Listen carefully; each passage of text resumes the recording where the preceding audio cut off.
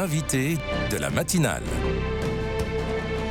KTO Radio. Le dernier jubilé de cette année sainte a lieu ce week-end. Le jubilé des détenus. À cette occasion, les évêques français seront présents dans les établissements pénitentiaires du pays en célébrant ce week-end dans 102 centres différents pour vivre ce jubilé en communion avec celles et ceux qui participeront au jubilé des détenus à Rome.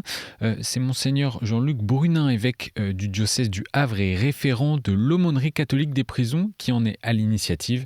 Et il est également notre invité ce samedi. Bonjour Monseigneur.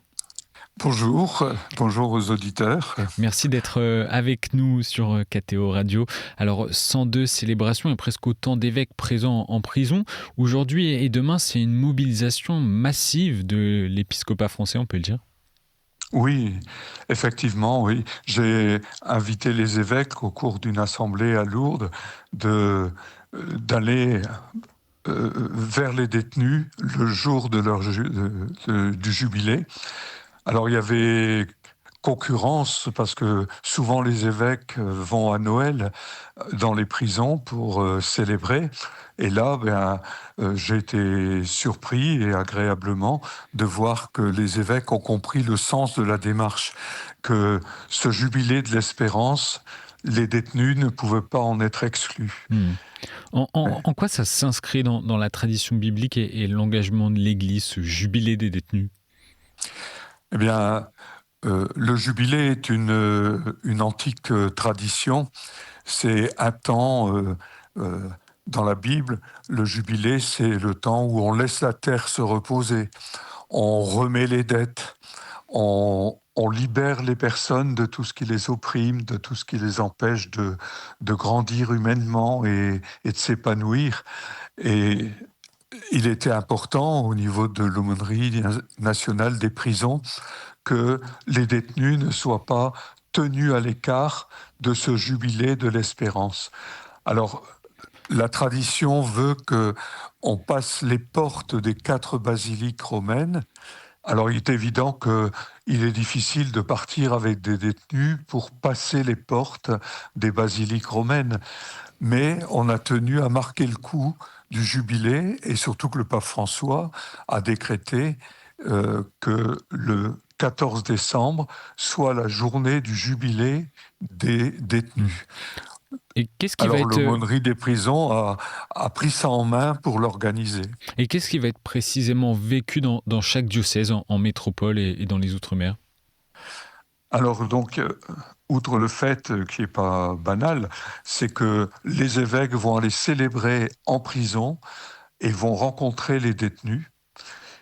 Bien sûr, cette démarche jubilaire, elle a été préparée par les équipes locales d'aumônerie. Dans certaines prisons, on a construit une porte pour symboliser finalement le passage de la porte, qui ne peut pas se faire dans les basiliques romaines. Bien sûr. Mais franchir la porte, c'est le symbole d'une transformation intérieure. Et les équipes d'aumônerie, ainsi que les détenus, découvrent que la place de l'aumônerie dans le centre pénitentiaire, c'est une œuvre de transformation intérieure, et c'est toute la mission de l'aumônerie, de rejoindre les personnes détenues dans ce qui fait leur histoire. Il y a eu des incidents de parcours, des dérapages, ils ont commis des faits qu'on ne minimise pas, mais le rôle de l'aumônerie, c'est, au nom du Christ, les aider à se reconstruire, à sortir de la culpabilité, parfois le poids de la culpabilité est très lourd, à se libérer de cette culpabilité et se préparer à réinsérer la société, réintégrer la société. Et c'est cette mission-là qui est le but de l'aumônerie, et faire découvrir que le Christ est une puissance de relèvement, de salut et de réintégration. Et vous, de votre côté, vous célébrerez une messe dimanche dans l'établissement pénitentiaire du Havre. Oui. Monseigneur, dans le cadre de ce jubilé, les évêques de France ont publié un texte sur la situation carcérale en France. Oui. Qu'avez-vous voulu dire à travers ce plaidoyer, car c'était un texte en forme de plaidoyer, oui. Oui. Bien, aujourd'hui, les prisons, la question des prisons est très débattue. Et puis, on fait une sorte de surenchère sécuritaire en parlant de la prison et des détenus. Or, on s'est aperçu que un des problèmes majeurs de la prison, c'était la surpopulation carcérale. Et ceux qui nous disent ça, ce sont souvent les personnels de l'administration pénitentiaire, en disant on a des cellules de 2 où ils sont 4, des matelas par terre, on ne peut pas faire notre travail parce que euh, le personnel pénitentiaire avec qui les aumôneries sont en lien ne sont pas là uniquement comme des gardes-chiourmes, mais ils participent à un travail de réinsertion sociale. Or, avec la surpopulation, ils ne peuvent pas assumer cette responsabilité. Ils sont pris par des activités qui relèvent plus du gardiennage que de l'accompagnement humain et de la restructuration des personnes. Et finalement, si on ne permet pas que le temps de la peine, parce qu'ils ne sont pas destinés à rester pour toujours en prison, même s'il y en a qui le souhaiteraient, mais quand ils vont ressortir, s'il n'y a pas eu un travail d'accompagnement humain qui leur permette de faire mémoire de leur histoire, de mesurer le poids de leurs responsabilités et de se reconstruire humainement, eh bien, il y a de fortes chances qu'il y ait récidive à la sortie. Au niveau de cette surpopulation carcérale, un chiffre tout de même, monseigneur, 85 000 détenus pour 62 000 places au 1er novembre en France. Oui. Vous parlez de cette importance de la réinsertion. Aujourd'hui, on en est loin. C'est un appel que vous lancez aussi au pouvoir public ? Bien sûr. D'abord, au pouvoir public, il faut réviser le sens de la peine en prison. C'est pas simplement mettre les gens à l'écart et puis les laisser moisir, et avec des gens qui voient leur fonction limitée à du gardiennage, qui est nécessaire, bien sûr. Il y a une privation de liberté, mais il ne faut pas oublier le volant de la reconstruction humaine et de la perspective d'une réinsertion. Sinon, il y a récidive.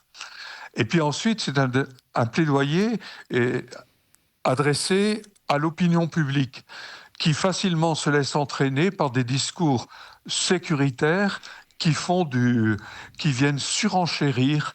Il faut des peines plus lourdes, on accuse la justice d'être laxiste, et là, c'est pour ramener un peu les choses à leur juste proportion et redéfinir le sens de la peine, qui doit être une peine réparatrice, restauratrice, et qui permet de réintégrer la société sans risque ou en réduisant les risques de récidive. Mais aujourd'hui, les peines dans des prisons surpeuplées, elles ne sont pas réparatrices ni préparatrices à la réinsertion. Et vous dites également dans ce plaidoyer que ça va aussi à l'encontre de la sécurité de nos concitoyens. Qu'est-ce que ça veut dire ? Bien, ça veut dire que c'était Guy Gilbert qui avait parlé des prisons à propos des jeunes, en disant des jeunes entrent, des loups en sortent. Parce que quand la prison et la peine n'est que punitive et que ça s'arrête là, et qu'on oublie la dimension réparatrice et restauratrice de la personne, on risque de voir des gens qui, sortant de prison, eh bien, récidivent. Le taux de récidive est assez important. Mais c'est pas parce c'est pas en rallongeant la peine de 5 ou 10 ans que ça va changer. C'est vraiment le rôle de la prison, c'est bien sûr de priver de liberté, de faire exécuter une peine, une sentence que la justice a édictée, mais aussi ça doit être un lieu de restauration de la personne en vue de sa réinsertion. Monseigneur Jean-Luc Brunin, évêque du diocèse du Havre sur KTO Radio. Monseigneur, une question que pose également ce jubilé des détenus. Comment être pèlerin d'espérance quand on est sous les barreaux, quand on est privé justement de liberté ?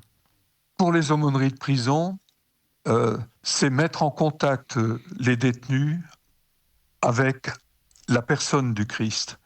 C'est le Christ qui est source de notre espérance. L'espérance, c'est pas un sentiment humain.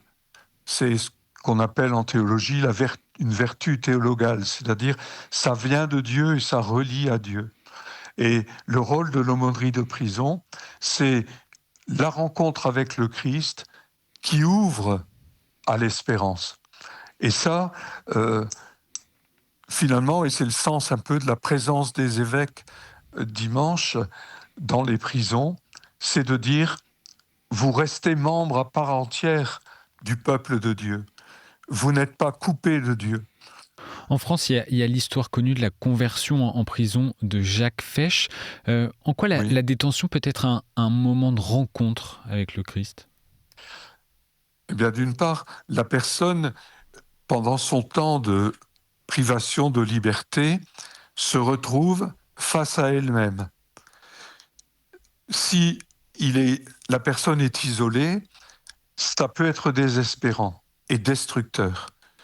Par contre, à travers les groupes bibliques, qui sont des groupes de parole et reconnus par l'administration pénitentiaire, les aumôniers aident les détenus à faire mémoire de leur histoire, à mesurer leur responsabilité dans les situations et les actes qui les ont amenés en prison, et à fournir des éléments d'une reconstruction de leur personnalité.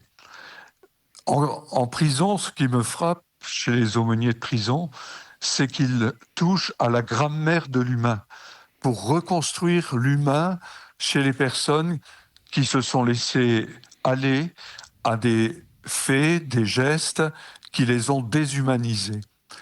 L'aumônerie sert à l'humanisation, et l'humanisation en référence avec la parole de Dieu et avec la personne du Christ. Une dernière question, Monseigneur. Quel appel vous lancez aux catholiques et à toutes celles et ceux qui nous écoutent en ce jubilé des détenus, en quelques mots ? Eh bien, c'est un appel à la fraternité. Nous vivons l'année du jubilé de l'espérance.